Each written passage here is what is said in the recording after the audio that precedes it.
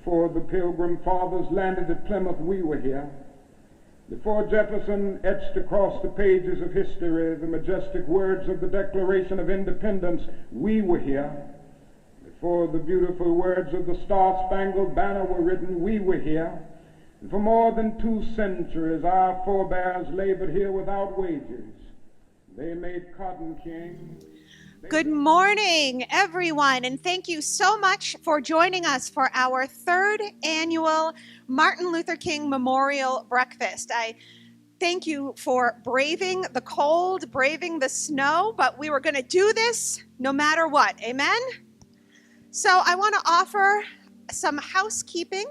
If anyone is in need of any restrooms, they are on the hall. We have a family restroom, a gender-neutral bathroom, as well as 2 other restrooms that are available for use.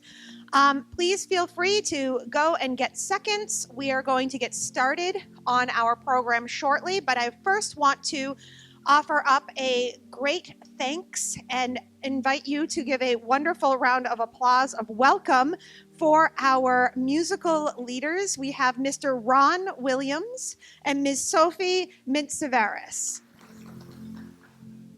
Good morning. It's a pleasure to be here on this very, very wintry day, finally, in New England. We're going to sing a song that you probably know called Deep River. But we chose this purposely because it uses the word, I want to cross over into campground. What a campground meant for the slave is after a week of toiling, usually on a Sunday afternoon, the slave got a chance to get together down by the river with others and have some sort of a leisure time and sort of a meal together, and the kids played.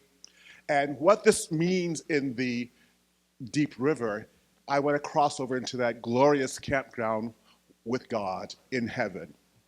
And of course, Deep River, I want to cross over the Jordan River. What that meant to the slave is a thinly veiled, meaning I want to cross over the Ohio River into the freedom of the North.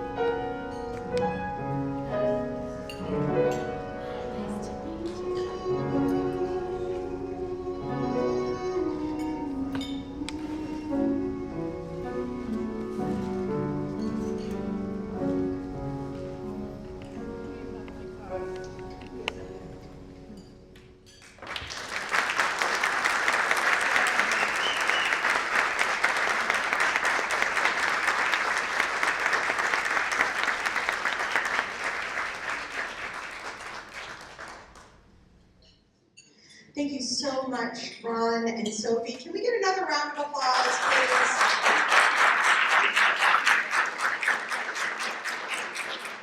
What a wonderful way to start off this incredible moment of remembering and honoring and, dare I say, living into the legacy of Martin Luther King Jr.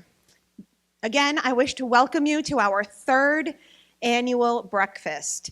We are so excited to be able to provide this program and to invite members of the Weston community and beyond to being a part of this time of remembrance and really this time of being called into action.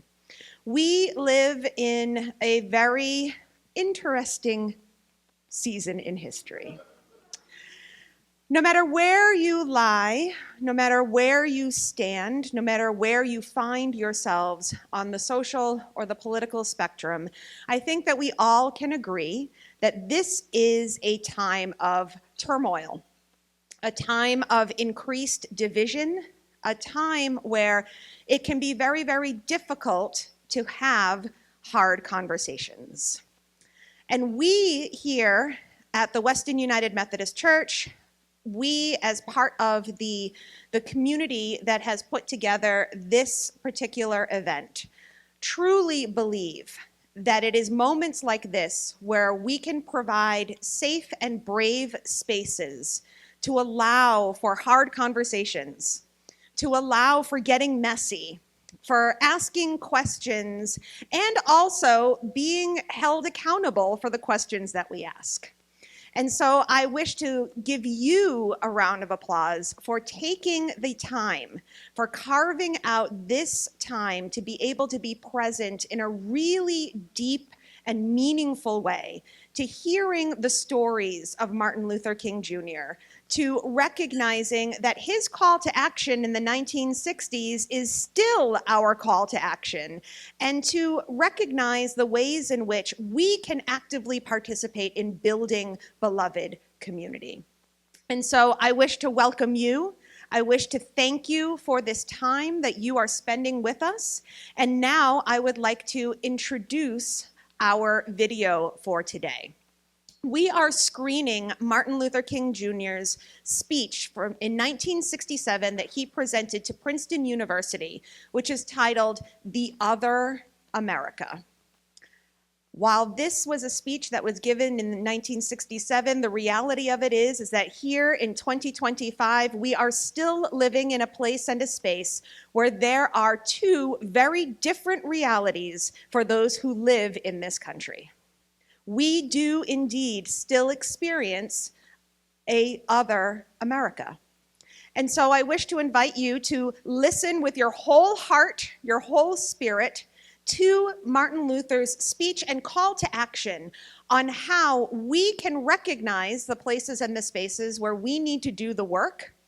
And we will then be hearing from our esteemed panelists of how they, as artists and activists, understand their role to still be answering to this call to action that is put out by Martin Luther King Jr. So please continue to eat. Allow yourselves an opportunity to really hear what it is that MLK is asking us to do, and prepare yourselves for what I am sure is going to be a wonderful and spirited discussion about how our artists and our activists in our community are architects of this beloved community.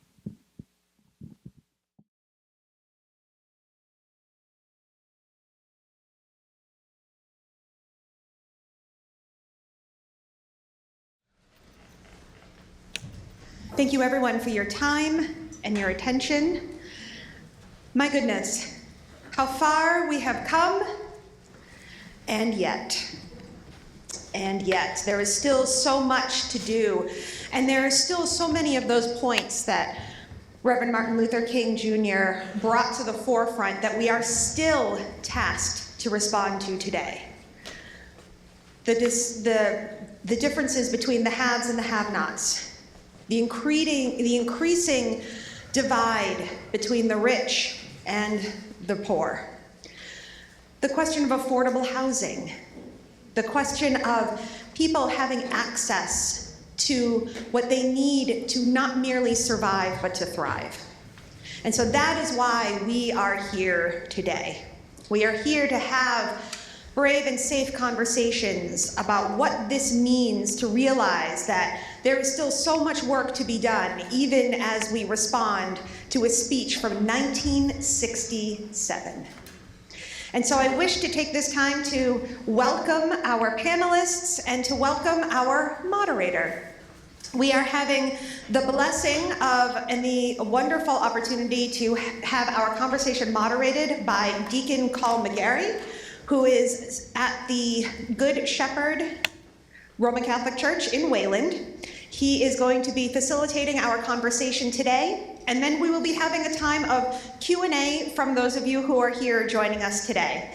So let us have a warm welcome for our moderator today and for our panelists whom he will introduce.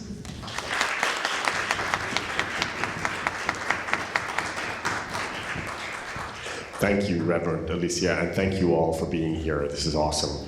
But it is my great pleasure to introduce our panel this morning. So Zakiya and Al, on my far right, they are partners in life and also entrepreneurs and the creative talent behind At Peace Arts, where for more than 10 years they have delivered in-person and online music-infused paint party experiences blending the healing properties of music and art. So in addition to creating wonderful masterpieces, P-E-A-C-E-S, they exude for everyone who comes, attends these parties, the principles of joy and togetherness. Then we have Nathaniel here. Nathaniel is Nathaniel Devarie. Did I say that right? Nate?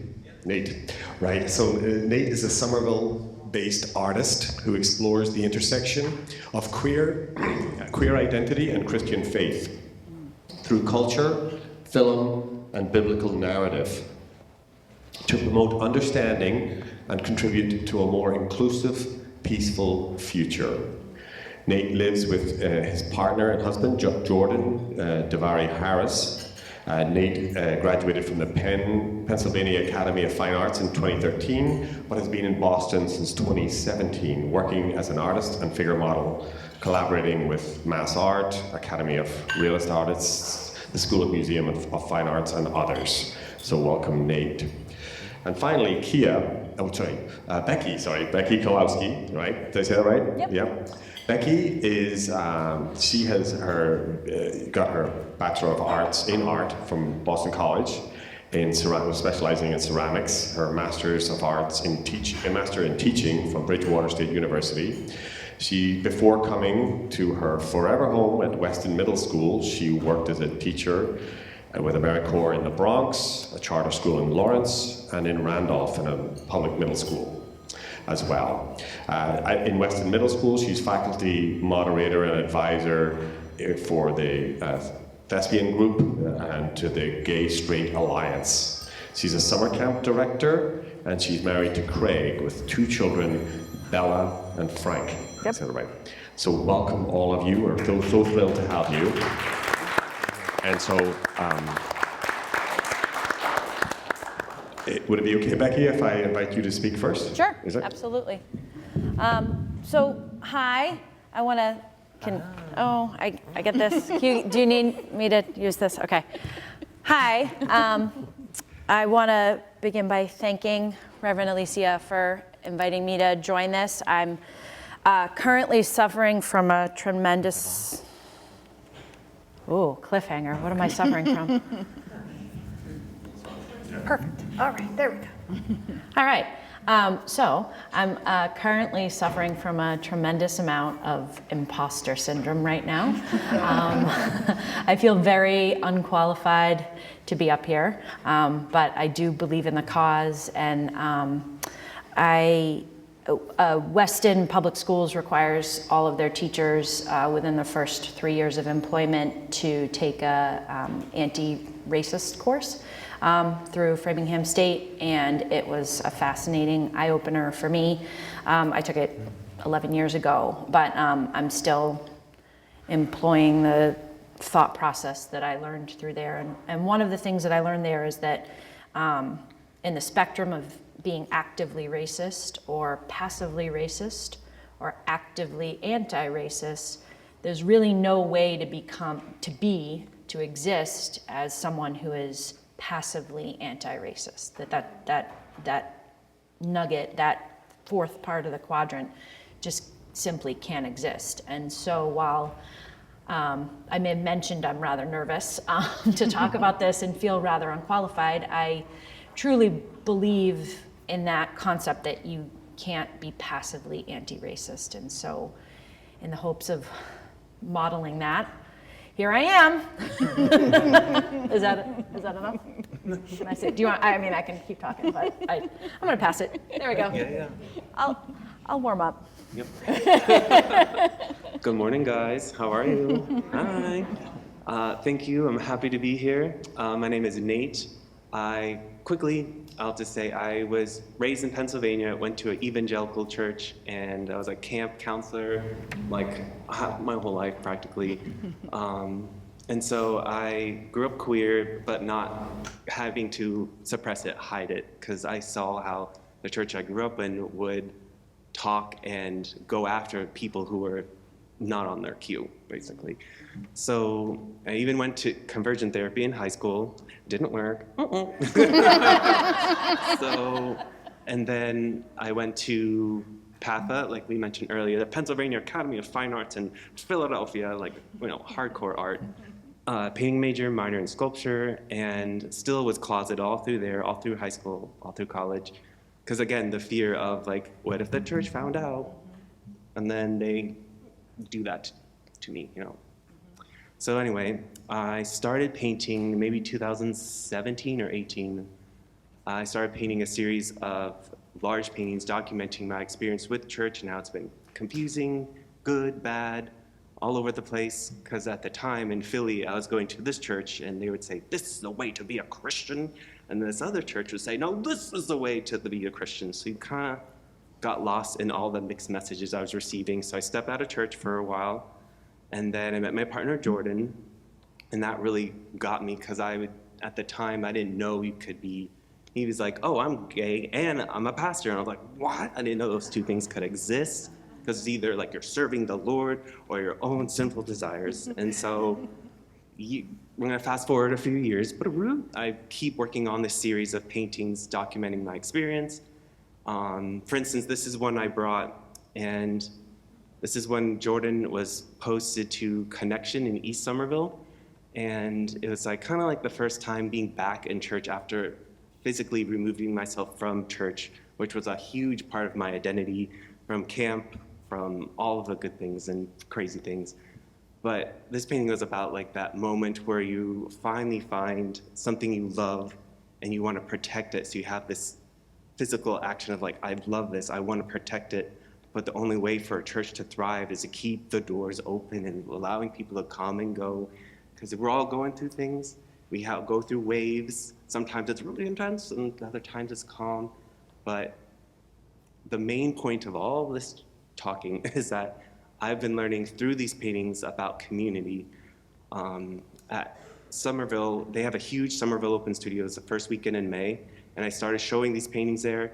A little nervous to see because you have random people coming into your house.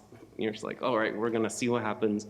But I was truly amazed and in awe of how the paintings were a talking point for all of these things that we kind of experience with church.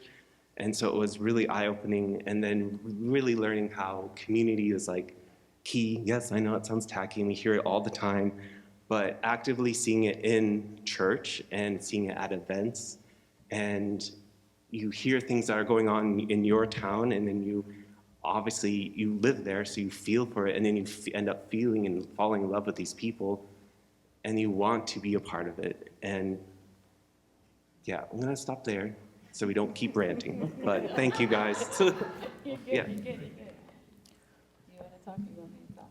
We'll talk together. Okay, You you first. just cut me off if you need to. I'm the talker, y'all, if you couldn't tell. So I'm Kia. This is my amazing husband, Al. So I'm the artist of At Peace Arts, and Al is the music component and the business component to keep this sunshine a little at level. He keeps us all kind of in line and make sure that the magic works. So the premise behind At Peace Arts, we are a creative company that specializes in music-infused mobile and virtual paint parties, original art, and also jewelry, which I get to make and wear. And really the premise behind it is really helping people to rediscover their creative power. One of the things that we've noticed when you get to be a little kid, when you give a kid a crayon or a marker, they don't ask questions, they just start working, right? Your wall, whatever is in front of them, it's done, right? We have 3 children, we know this well. They're big now, thankfully, but we've had many a damaged wall, right? They don't ask questions. But then when you become an adult, all of a sudden you start asking yourself whether or not you're good enough, whether it's right, whether it's wrong, whether this person's gonna like it, right?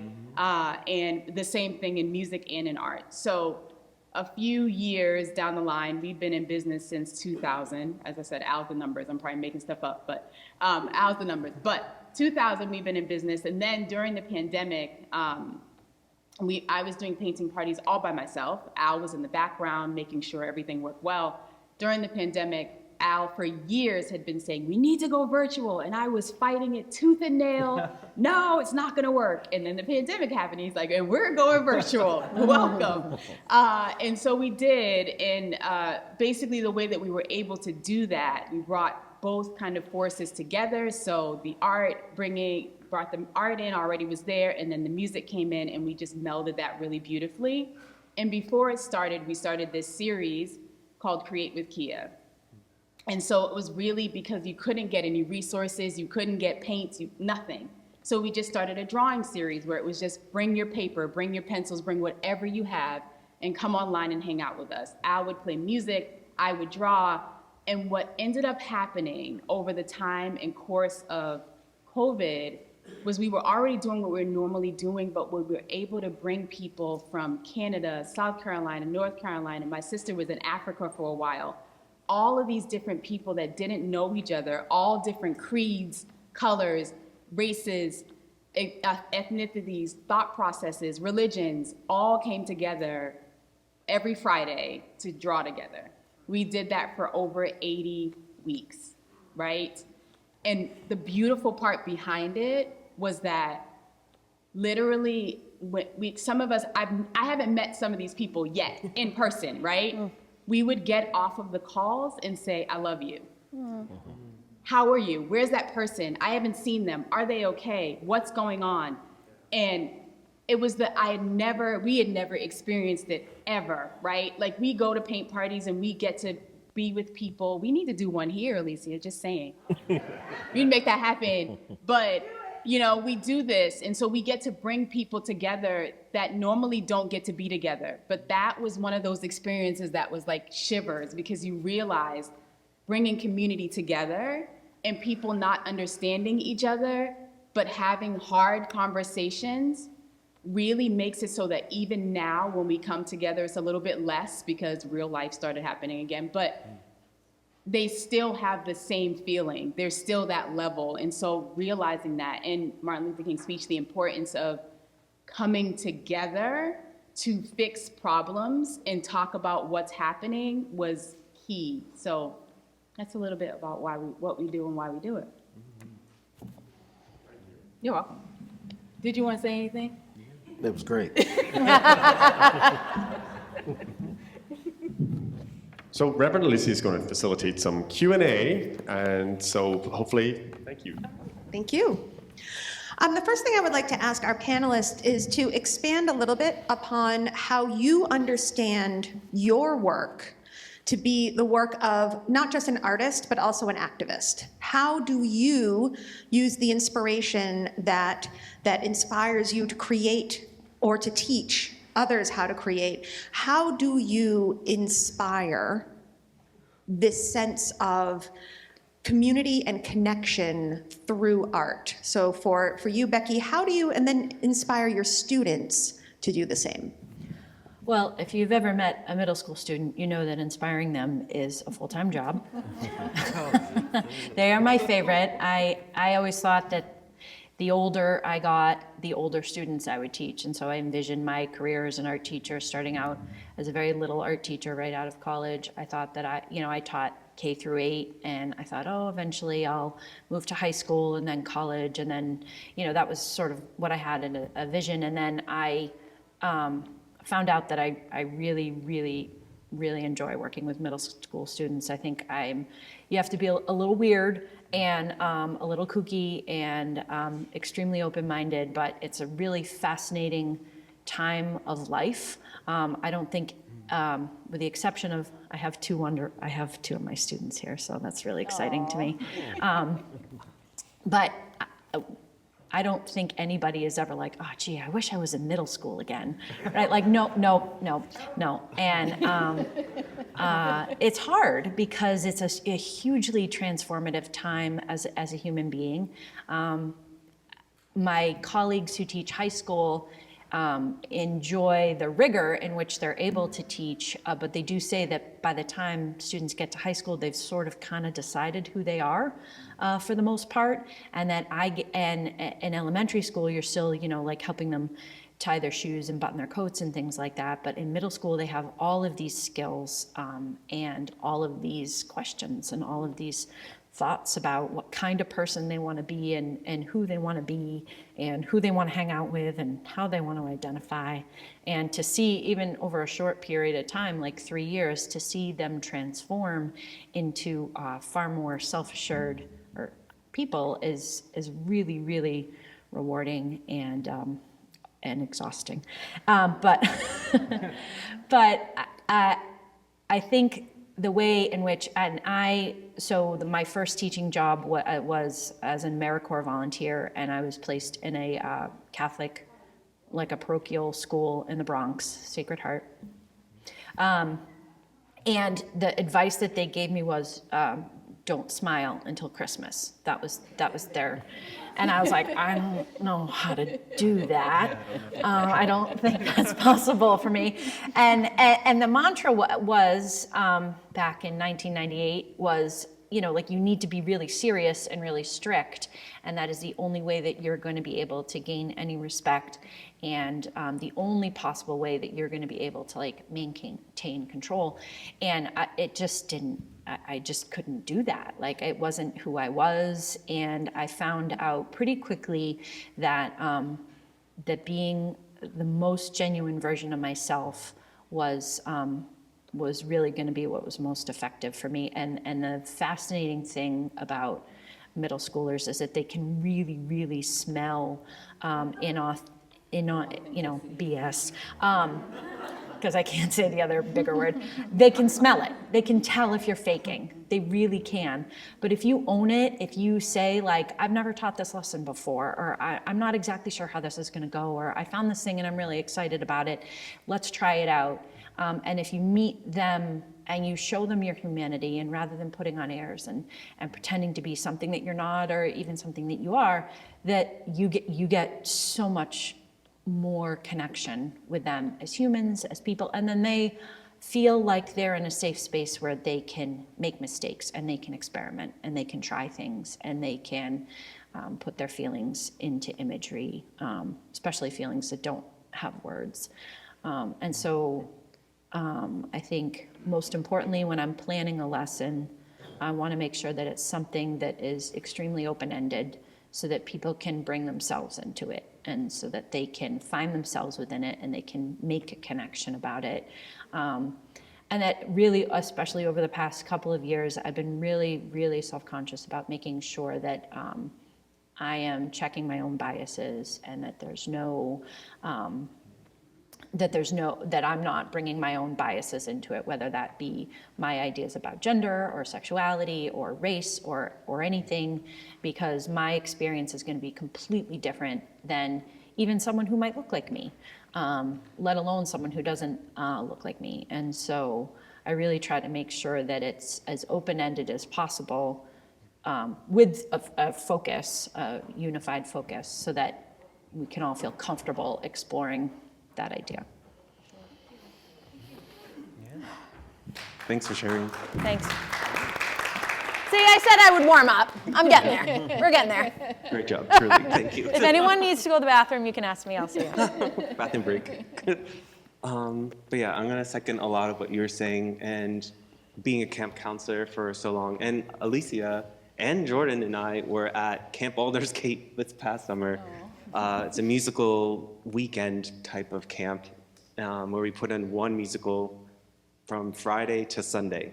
And this past summer was Shrek, the musical. Of course I had to say yes, because I was like, fairy tales? Freak frag. Yeah, I was very excited.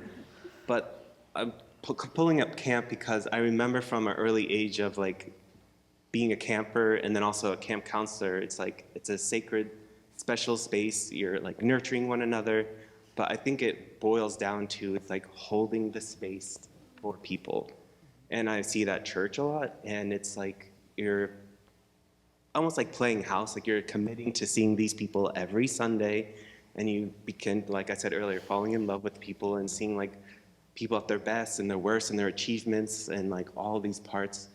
And like you guys were saying about craft, I actually just hosted like off the cuff craft night earlier this week, and just because I'm recognizing my platform for the first time of like, oh, I could push this even further. I can, realizing my own strength through this, and again, realizing people just want that space to be open so they can come, be themselves. You can literally see people unfold when they're making art as well, because it's like something you can do with your hands, so you're not looking right at them, especially during tough topics, so you can kind of keep busy, but while thinking and keeping that in mind.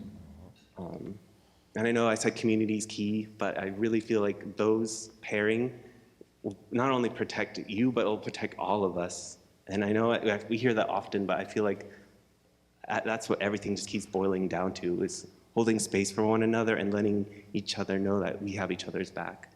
Especially when things are gonna be so rocky and things are gonna be said, but also being slow to anger and just being like, not poised all the time, because I know we're human, we're gonna get mad. So acknowledging that you're gonna go on this roller coaster, but you have your community to keep pulse on what's kind of really in your heart, because you don't want too much bitterness to fester in your heart, because then that will, so Jordan's mom has this great saying, like, you can't give what you don't got.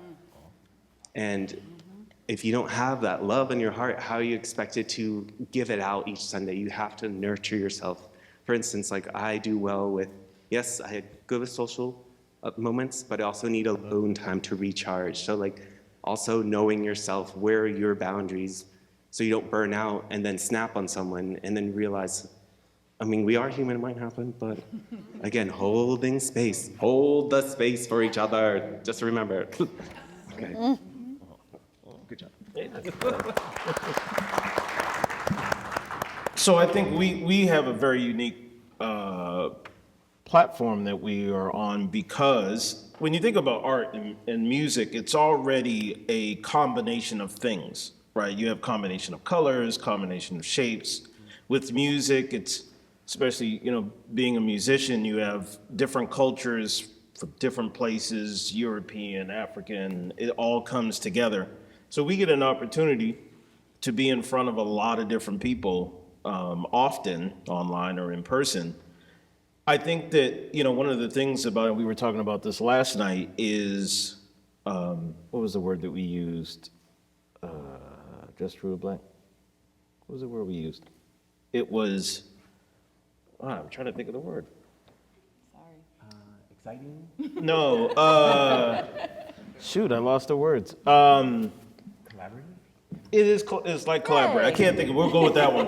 Where everybody comes together, and I think that once you come into space, especially if you're not used to being with different people or doing different things, exposure, that was the word. That's what I was looking for, exposure. When you're exposed to different things, like take for instance for us, when we come into a place, we have a canvas. It's a white canvas, nothing on it, blank. It's very intimidating for some. For some, it's a playground, but you're all starting from the same place, right? Some people say, I can't draw a straight line. it doesn't matter. We all start from the same place. Kia takes you through each step of the way. Sometimes we have people who go rogue, want to show off or whatever, but that's fine. But you have the fact of taking it step by step, and you get a chance to look at everyone's canvas, right? And I'm usually DJing these things, so you're listening to different music, and it's everybody's coming together. You're all in the same space, regardless of who you are or where you came from. And I think that that's a great platform for us to create that community for people, whether we're doing parties privately with people or we're at a space like Open Streets in Boston where everybody is coming out to experience that. So I think the arts are a great place where it's already naturally a combination of people, things, cultures. That's how it shows through what we do. I think it's too like a sense of, I think how you inspire people was like your main question. I think, number one, I wanted to say, Bekki, first of all, you're not underqualified. You're like our dream team because you show up for our kids when we're not there. So I just want to put that out there, first of all. But I think the way that you inspire people is that people want to be seen. But they also want to be seen in one thing that I had to realize as I'm creating with people is that I'm an artist. I've been an artist since forever. But art is really, you're vulnerable, right? And so a lot of times people show up and they like Al said, like, I can't paint a straight line. I can't draw a stick figure. And so our job is to create a space where it's a soft place for you to land. So when you come in, you're not like, I can't draw, I can't paint, I don't want to do it. And I have had people that are that way. And I'm like, that's fine. I'm giving you the choice to decide that you're not going to do it. And then you're like, but I kind of want to try it. All right, I'm going to allow for you to do that. And I think that's so important, even as big kids, as I call us, even as big kids, that you can be vulnerable in this space, and that's okay. Because all of the stuff that Martin Luther King is talking about is scary stuff. Right? We want to step up, we want to speak out, and we're also afraid to do so on all ends and all platforms and as people. So I think it's important for us when we inspire people is just to show up, and I can say when we're in a painting session, ooh, how'd you make that color? Because just because I'm an artist, I don't actually know how to do all the things. So I'm learning from you while you're learning from me while I'm learning from you. So those spaces of vulnerability and agreeing to be vulnerable in scary spaces, I think, is what inspires people the most. Thank you so much for that. I would love to touch on this concept of vulnerability, because I believe as a faith leader, as a public figure, as someone who actively participates in these anti-racist, fighting homophobia, fighting transphobia, seeking ways that we can be a more inclusive, beloved community, that vulnerability piece is key, right? And so many of us have difficulty doing that. And as a Latina, I find that, especially with my, let's say, less melanated friends, that sense of vulnerability to be able to have those hard conversations about race relations, about disparities in income, disparities in education, it's difficult to do.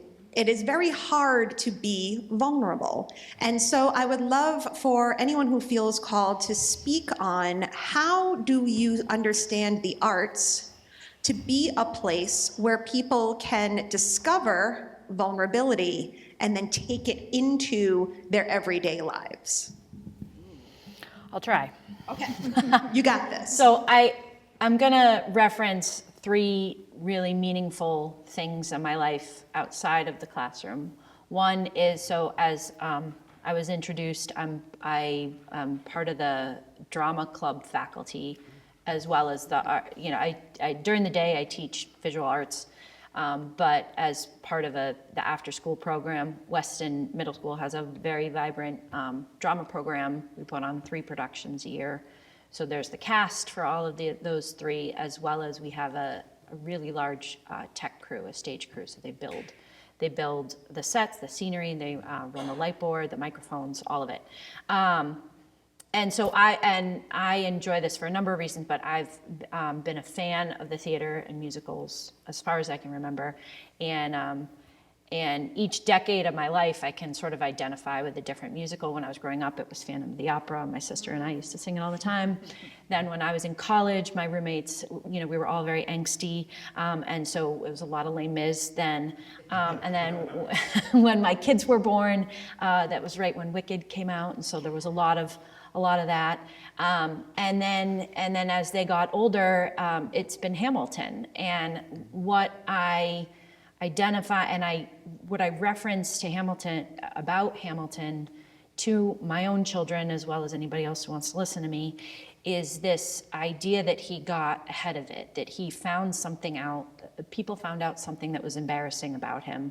And he was like, oh no, what's gonna happen? And he was like, I'm gonna control the message. I'm gonna get it out my way. I'm gonna say it my way. If any of you don't really look like an Eminem crowd, but he also did the same thing, and that's one of the reasons why he was so revolutionary, is because he was one of the first rappers to be self-deprecating, and that the rap industry before that had been very much building themselves up and saying how wonderful they were, and Eminem kind of came at it from another, similar to Hamilton, very odd combination there. And now I forget the question. What was the question? How do you utilize, or how do you see art as a place where people can find their vulnerability? Being vulnerable. There we go.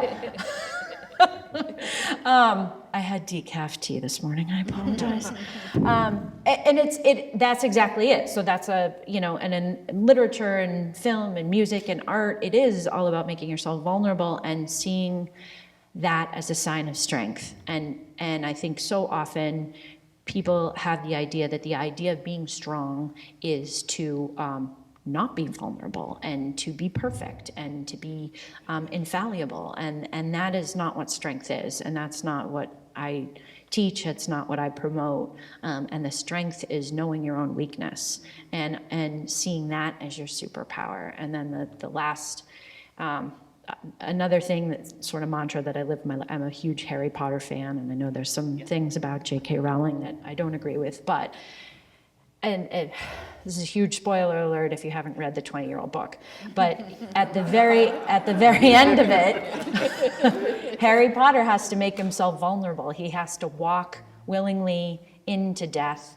and be open, and he can't fight it, he can't work against it, and that is the only way to move forward, is to walk willingly towards the thing that you're most scared of and that you've most been trying to avoid.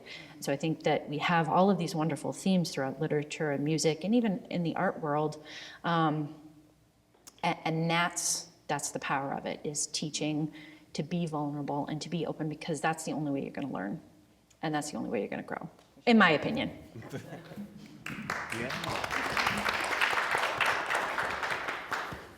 I'm going to second a lot of that. But truly, it just feels like being vulnerable, you have to be honest with yourself and talk to people about it. And the crafting nights are like a perfect way of you're trying out something new. You're all kind of this is out of my control. Half of art, yes, you mentioned there's so many. You have such a selection of, like you said, color, texture, medium, but you get to choose.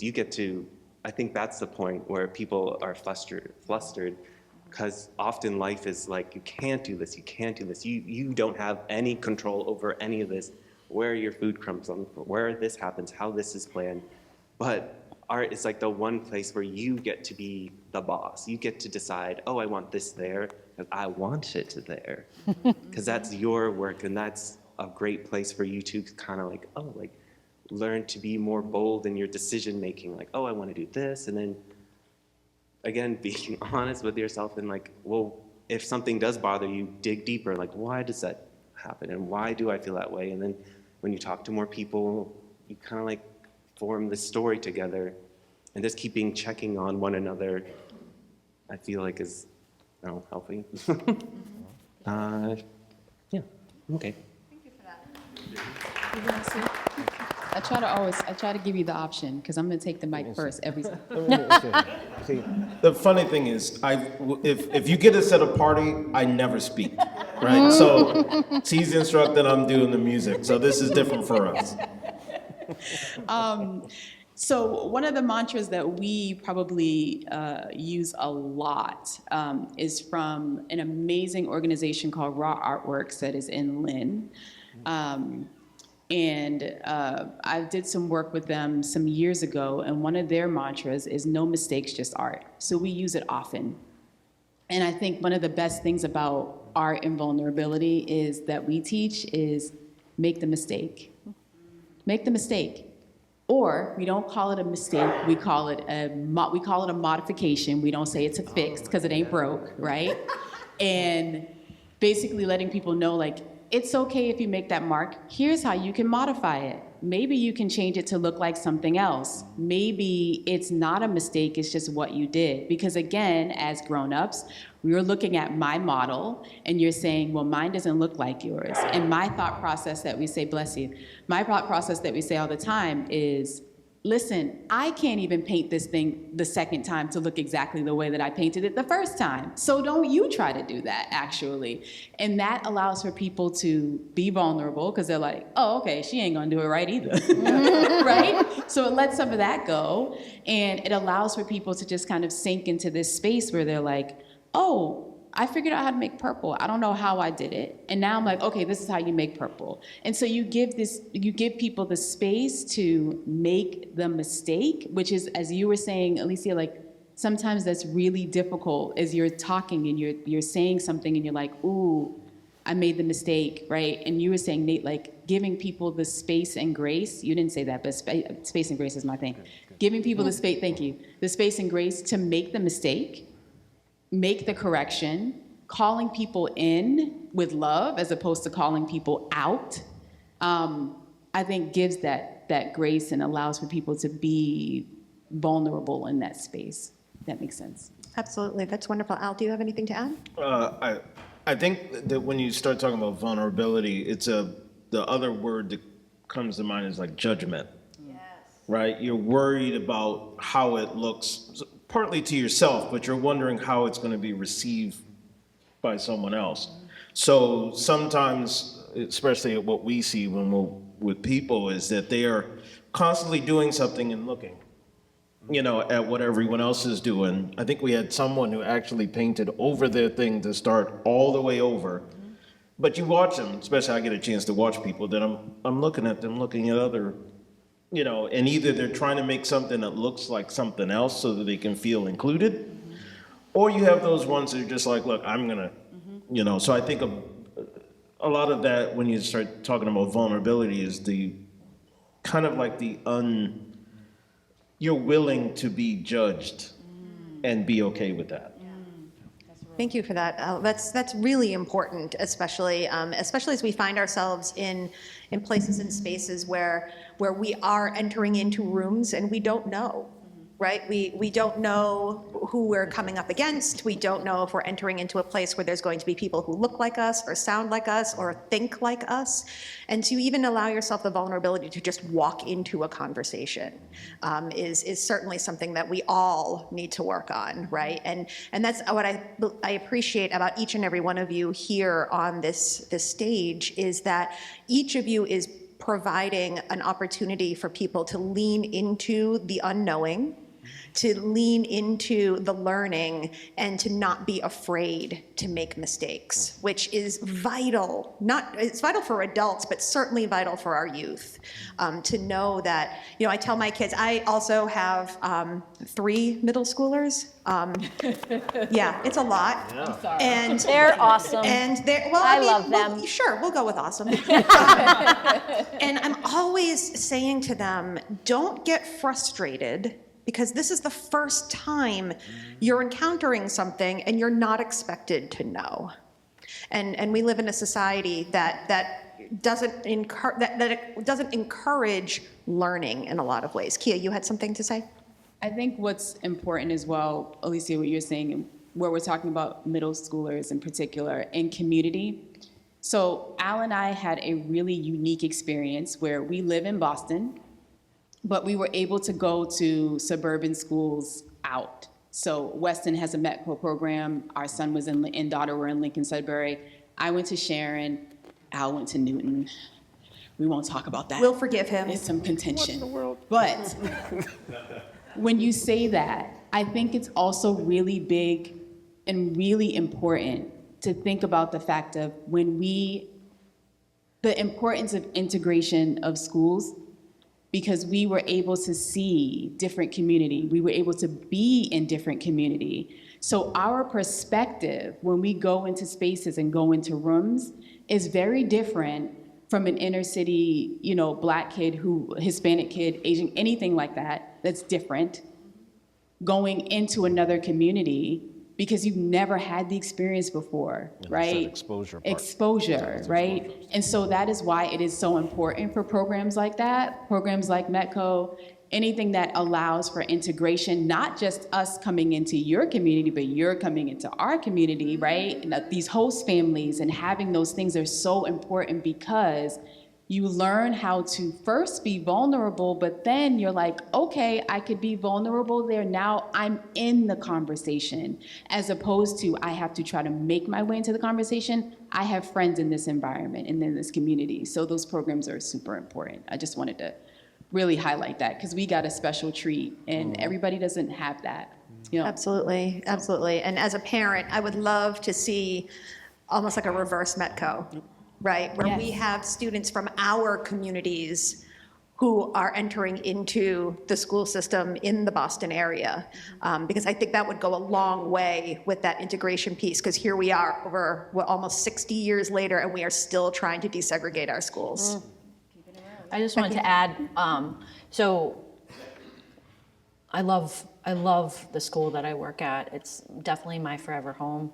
And one of the amazing things that we get to offer is by 8th grade, students get to pick out of like 13 different arts classes for their arts rotation. They have a huge opportunity. And so I teach 4 of them, and one of them is drawing.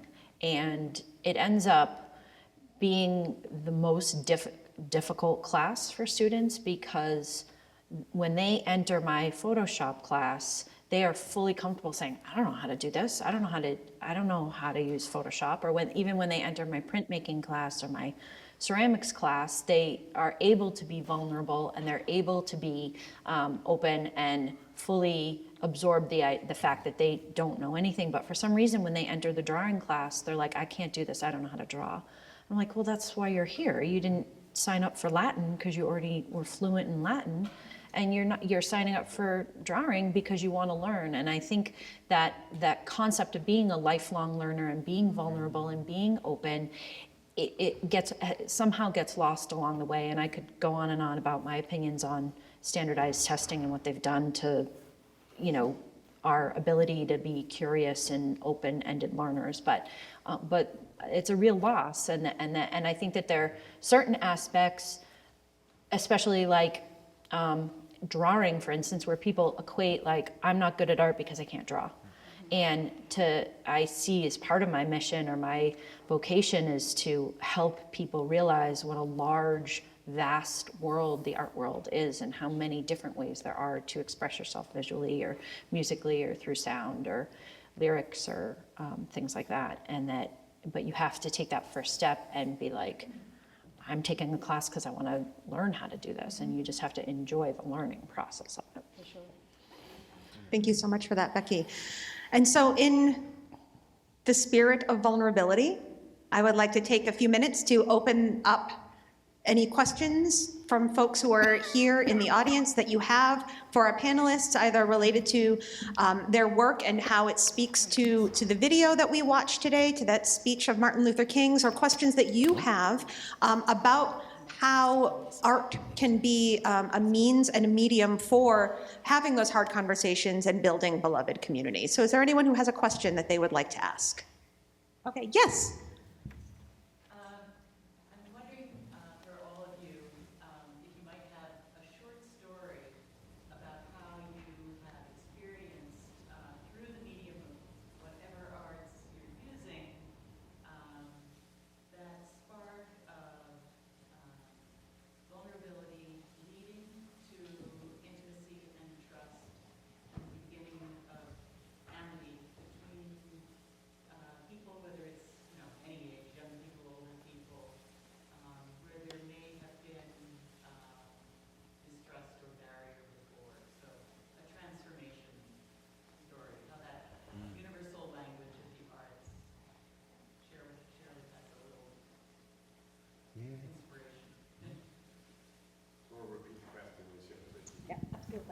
So the crux of the question, if I'm getting it correctly, is do you have a short story or a moment where you realized that this spark of creativity is a place for community building? Did I get that in a nutshell? Okay. In whatever medium that you use. And I'd love to hear first from Nate, especially for the work that you do with the city of Somerville, which is an incredibly diverse space, and how you are invited into spaces and places to do this kind of work to bring communities together.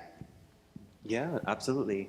The first memory when you were asking the question, the first one I thought of is like from what I mentioned earlier, Somerville Open Studios. I'm showing these paintings that they're pretty deep because you're dealing with like all this spiritual experience you had and also just like being vulnerable and just like almost like letting your journal be open and allowing people to read it. It's kind of like we'll see what happens. Who's gonna have a snarky comment on this, or trying to brace yourself, steel yourself for the storm that's coming. But I was shocked. So the series of paintings, I think there's like 12 at this point, and they're all quite large, so they take up space. So it takes up time, and they're kind of like full of little treasures hidden within the paintings. But again, just being shocked that people, I was like, oh, I'm expecting this person's gonna take it to this level, and I'm like, oh, that's not where I really wanna go about this painting. But hearing how gentle everyone talked to me about it, gently, and then also like continuing to share their experience when I did not, like they did it on their own terms. They started sharing their experience with church and like, oh, I've been to church and this has happened and how it hurt. But also like I was nurtured there, so you have this torn feeling. And also this past summer, I started doing these large paint by numbers, which have been a great experience for me. I did not expect to do public arts per se. After PAFA, they're like, galleries, galleries, galleries. But I feel like I'm a camp counselor at heart, so I feel like the public art kind of fits my groove a bit better. And what I learned through this past summer is like painting these or making these large cutouts. They're blank, but they have like paints to go with them. And then obviously at events like Art Beat and the Marshmallow and Fluff Festival. So again, providing the space for people just to get involved, and the kids get involved, and then the parents get involved, and it's like this sweet moment, but allowing people just, again, to unfold and allow them to have the choice to pick what color they want to choose and what part they want to partake. And then you're included on painting, the community's painting this public art, and I thought that was my goal. Yeah, any other responses? You guys have something you want to go? You can go. Yeah. Thank you, Nate. So I think the question that you're asking is like, I want to make sure I'm understanding it correctly. A situation that we've had where we've had to be vulnerable and had to kind of create community around it with it may not have felt comfortable. Am I right? Kind of? Yeah. Yes. Okay. And how did that operate to transform? How did it operate to transform? So probably one of my experiences that we had was on Create with Kia, because it was a really intimate, and I say it was Create with Kia because it was called Create with Kia at first. I'm not leaving Al out. Y'all don't call me out. We came up with the name together. Yes. It was just me at first, and then Al jumped on. But we had some experiences. I'm not so vulnerable moment. I'm not a person who deals well with emotion. And we were on a call, and a woman, what I loved is that she was an older woman in our group, and she was having a really hard time. And she got on the call, and something was going on, and she started crying. And then she hung up the phone, or the Zoom. And I was like, okay, I don't know how to deal with this right now, because I'm trying to lead a session, and at the same time, emotion is happening, right? And I don't know how to handle it. And other people on the call, this is where I understand where community is important. Other people on the call, because I'm frozen, are basically like, we have to check on her. We need to call her. Let's do this. So what ended up happening was community was able, when I was not in a good space to be able to handle what was happening, I froze. Community was able to step in and say, we need to do this.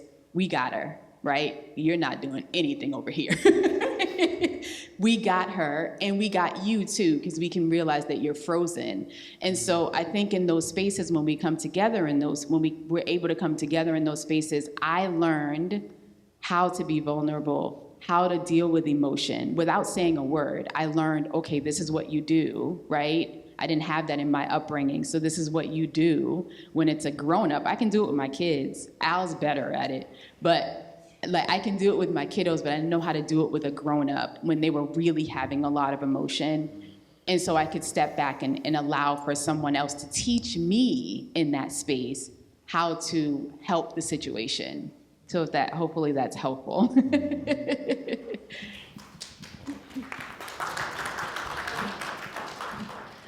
So one of the common downfalls, and probably the only downside of being an art teacher, is that, and I'm sure Kia and Al can speak to this, and my camp counselor buddy here too, is it when you're passionate about educating other people or teaching or helping other people, then your own work is impacted. And when I, again, was a very little art teacher, what would happen is I would make these examples, you know, of what we were gonna do, and the students would be completely overwhelmed and be like, oh, I can't do that, like, there's no way, you know, and they would shut down. And so then for a while, I found myself sort of watering down my own process or watering down my own work to make these examples, because I was afraid that it wouldn't be as accessible to students. And then I had, I would say, you know, and over the course of my life, I've been able to have pockets of time where I've been able to work on my own work, and found that it was really hard for me to get back to doing a good job or doing a high-end job, because I'd been watering it down for so much. And then, and we're not gonna do, I don't wanna do a tremendous amount of trauma dumping here, but in May, I was hanging an art show and fell off the ladder and had a really traumatic couple of broken bones and lots of surgeries and stuff. And so I couldn't walk for 4 weeks. I was stuck on the couch. My background and my joy has always been either ceramics or large-scale abstract paintings, neither of which are really feasible when you're on the couch. And so I had to figure out how to adapt my own work, and it was one of the first times that I've had a lot of time and a very limited mobility. So it was like an odd experience for me, and I ended up doing a series of very small, like 3x3 watercolor paintings of river rocks, because I wasn't able to go to camp this summer for the first time in 25 years, and so I was really sad about that. And you know, it's on a lake and there are river rocks everywhere, and so this became a very cathartic experience for me, and something that people really were able to relate to very well. And I was able to develop this new kind of language with people who had known me as an artist most of my life and had never seen me do work like this. And it was through the confines of my situation, and they became these like really tiny little meaningful mirrors into what I was going through. And so while it doesn't have much to do with race or marginalized communities, it was a new way of me connecting with people, and I gave most of them away as Christmas presents. Well, you say that it doesn't have much to do with race or with marginalized communities, but the reality of it is that we do have marginalized communities in the differently abled. Yeah, I found that out. And so as many of us are just one fall, one trip, one moment away from experiencing being part of that community. And so it is certainly something that you have now received a wealth of knowledge, being, even if it's just for a transient moment, for just a season, having that different perspective. And I think for those of us who are camp folk, or we know that Kia and Alfie wish they could be camp folk. I think that that's the beauty. I went to camp every year. Yeah, I'm sure, when you come and visit, right? But I do believe that places like camp, places like our schools, places like paint parties and these public events are opportunities for folks who normally would not have a connection to build them. And so it's really important that all of you are participating in these kinds of spaces, because it's creating opportunities to make connections, and it's only then that we can start building the communities that we so desperately need. So I greatly appreciate the experiences that you all have had. I believe that we have time for one or two more questions. Yes? I have a quick question for Kia and Al. I wanted to see if I could ask you to elaborate further on the differences between the mediums that you employ, right? Whether it be visual art and music. So I was wondering, like, how do people react to the visual art alone? How do people react to the music? And then do you see a chemical reaction when they're combined? And because I find that when I'm creating art and I have music on in the background, it spurs the imagination. So I was wondering about that. So the question is about the different mediums, specifically for Kia and Alfie, but I would love to open it up to our other panelists as well. But like, how do they see a synergy, right? When people are interacting, so you had art with Kia, right? So that was just the art. Then you have Al, who's a sound recording technologist and an engineer. And then how do you find that people react to the different mediums that you utilize? And then what sort of difference do you see when the two come together? Is that beautiful? You know, for us, it was for years. I was, because I'm a musician, keyboardist, and producer. And pilot. And all these things. But so I was DJing separately and in bands and doing all this stuff. But Kia was also doing the paint parties on our own. So we were separate entities. And when the pandemic happened and Create with Kia went online and we started going virtual, that was the first time that we came together. And it was kind of I would say it's a little bit by accident, because I was just going to run the Zoom, do my tech thing, and make sure Kia, we had cameras all over the place and lights. And but then I said, well, I got my turntables and my setup over here, and all my gigs have been canceled for 2020. So I was like, I might as well just play some music in the background. I'll do my mixing and ways of turning off the vocals so it didn't compete with Kia's instruction. And then we realized, to answer your question, is that we had seen for years that people knew what paint parties were, of going someplace and painting.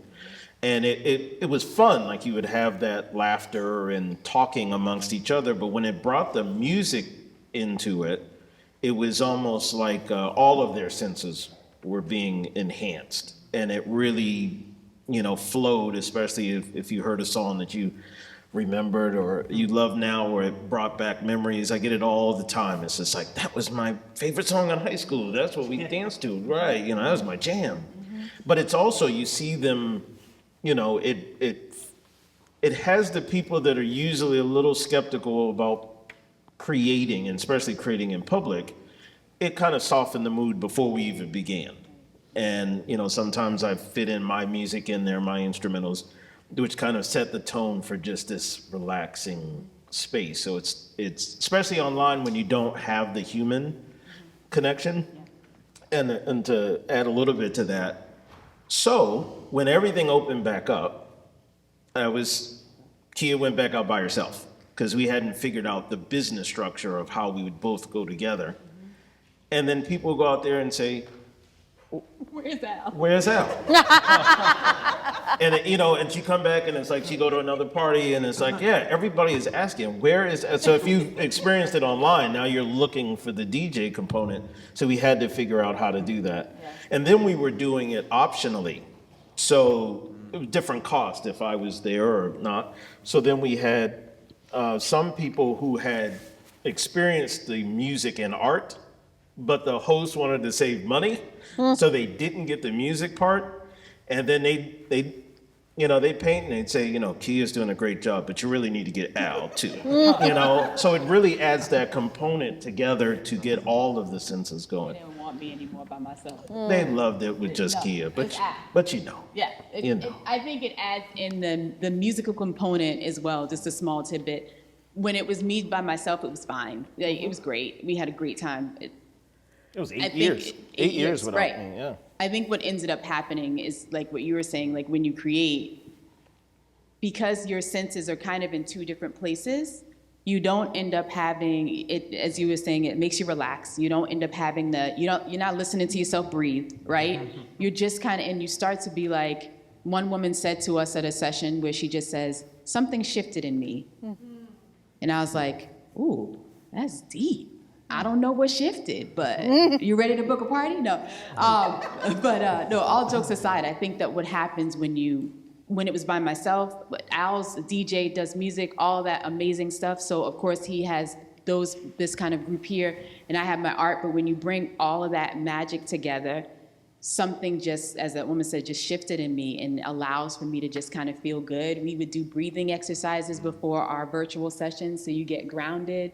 And there's music playing behind that too. Music playing behind that too. So I think it's just, it's what we love, and it stops you from being afraid. You're just kind of like, I'm just chilling and I'm gonna make a line. And if it's the mistake, no mistakes, just art. Kia said, okay, I don't know what's happening. And all of a sudden, you're no longer listening to me. We're very big on, don't just paint what you see up here. Change your colors, make a dot, change it out, do something different. So after a while, you start being like, I'm listening to you, but I'm doing my thing. And then later, after the session is over, those people that walked in and they're like, I can't paint a straight line, I can't draw a stick figure.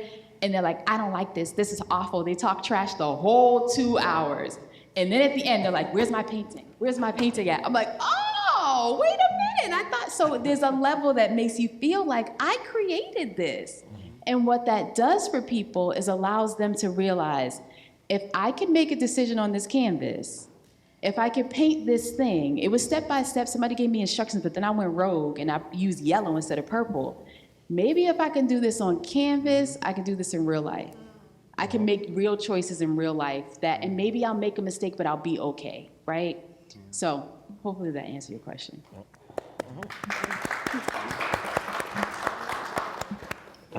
For music, I was just gonna say, yes, we love to play music in the background, but that's usually when I kind of like let other people kind of decide the music, because it's my way of trying to like find out more about what they like, their taste. And audiobooks are great because the tempo is a little slower, so you can get lost into that fantasy. Yeah, you nailed it. Yeah. Solid. You want to go? And I think it's probably the specification is a little. We are tailoring the music. Like, I've been DJing a long time, so you're tailoring the music to the audience. You're going with the art piece. I'm listening at the pacing of how the session is going. Sometimes, you get the people that come in and they're just ready to party. So it's kind of like, okay, I know where we're going. But then sometimes we're doing, more laid back sessions. So it's kind of feeling the vibe. And luckily I get a chance to focus on my part. Because if Kia had to run just playlists, that'd be too much. So I get a chance to kind of watch and see where I'm going to go in that. So it really is a tailored experience, not just playing random music. Al has a lot of work to do in the background, y'all. I laugh really loud. He has to temper my laugh. There's a lot of, because the benefit of me coming is that now Kia is amplified, which needs help. I know. I've got a partner who's got the same situation that he's got to deal with too. I've said too much. Do you want? I would like to go on to. When we talk about music and integration, right? You've got students who are doing both art as well as theater, right? Yeah. And so how do you see them interacting with each differently or combining the two? Sure. So I play music in my classroom all day long. My Apple Replay is very strange because I in a very loose sense of the word, DJ the mood that I want to create in the classroom. So if we're trying to learn something new and we're concentrating, then it's going to be chill. If it's, like if we're just kind of, finishing up and I need them to have a little bit more energy, I'll play something a little bit more upbeat. It's become more and more of a challenge to find music that my students feel connected to that is school appropriate. And that's just the nature of what it is. But I'm also very impressed with their wealth of knowledge. I think, there are a lot of difficult things about how much internet access there is or how much social media there is, but one of the amazing things is like I can play a song from the 80s, I can play a song from the 70s, I can play Motown, and kids are like, oh, I know the song, oh, I know, and I'm like, how do you know this song? And and they're like, oh, it was on a TikTok video. And I'm like, all right, well, here's more than 30 seconds of it. You mean there's more to the song? There is, right? Not just the hook. And so it does play an important part. I use it a lot in my classroom to set a mood. And then, of course, through musical theater, I mean, my drama kids are constantly singing, which is fantastic. And I think it's just great. It accesses a different part of your soul, music does.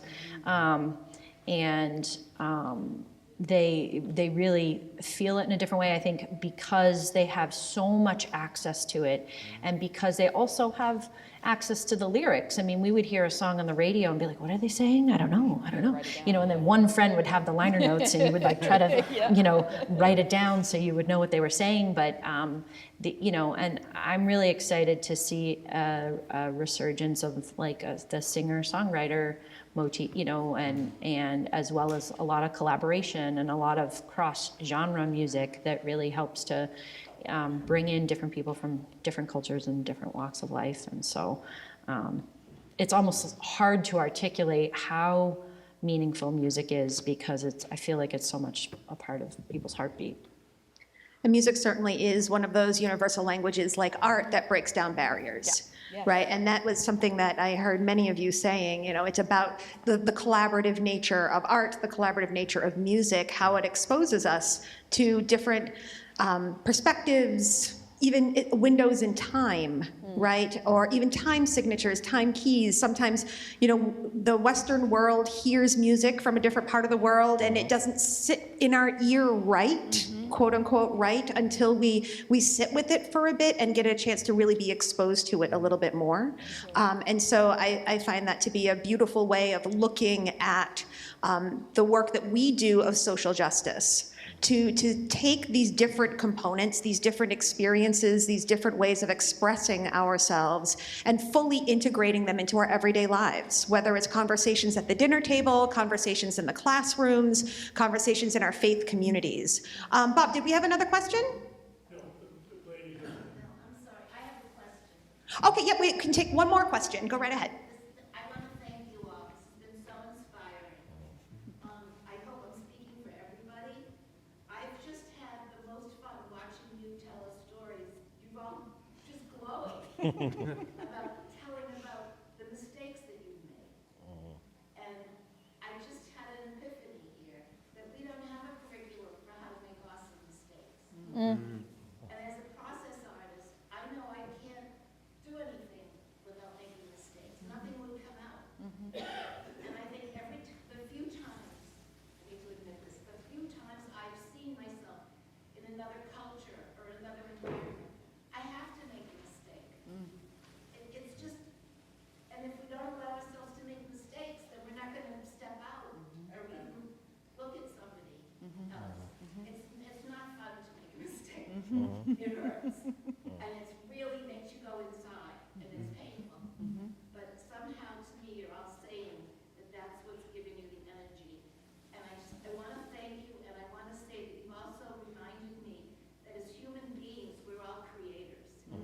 So you're not asking us to do something that we weren't given as a human gift. Right. So thank you so much. You're welcome. Thank you. Couldn't have said it better myself. Thank you so much for that. Making mistakes is important, right? Because even when things have cracks in them, that's where the light can come in. And so that is an opportunity for us to be able to seek out those places where there are cracks and to allow more light to enter in, whether it's in conversations or whether it's in creativity. These are the chances that we have to be building community, even with having hard conversations as well, because sometimes those conversations around race and ethnicity and language and ability and socioeconomic status break our hearts. And in those broken places, that's where we can sometimes allow a little bit more light to come in. So I thank our panelists for being part of this conversation with us. I invite you to speak with them as we enter into this time of departure. Thank you again, everyone, for your time and your attention. I appreciate you staying a little later. We got a little bit of a late start because of the weather. And I was reminded that I did not introduce myself. I am the Reverend Alicia Velez-Stewart. I have the honor and the blessing of being the pastor here at the Weston United Methodist Church. And I also have the honor and the blessing of being part of the Martin Luther King Memorial Breakfast Planning Committee here in the Weston and beyond area. And so I would love to invite our fellow planning folk to stand or just give us a wave. We have the Reverend Jeffrey Barsnell, who is somewhere floating around here. We have Deacon Collum. We have Ms. Jane Donnelly, Sally Hicks, Bob Hout, Emily Hutchinson, who is not able to be with us today, Alphine Menacri, and Shirley Small-Rougeau. And so we thank you for the hard work that you've put into bringing this breakfast to fruition.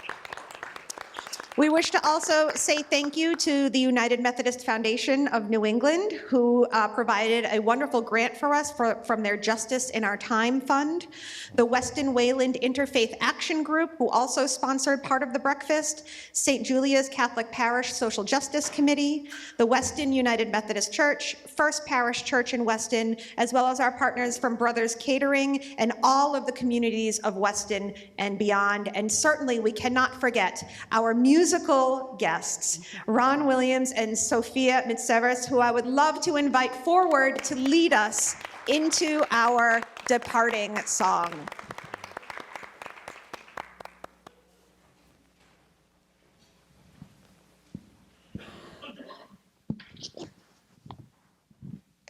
We will sing Lift Every Voice and Sing, the Black National Anthem. We'll do verses 1 and 3.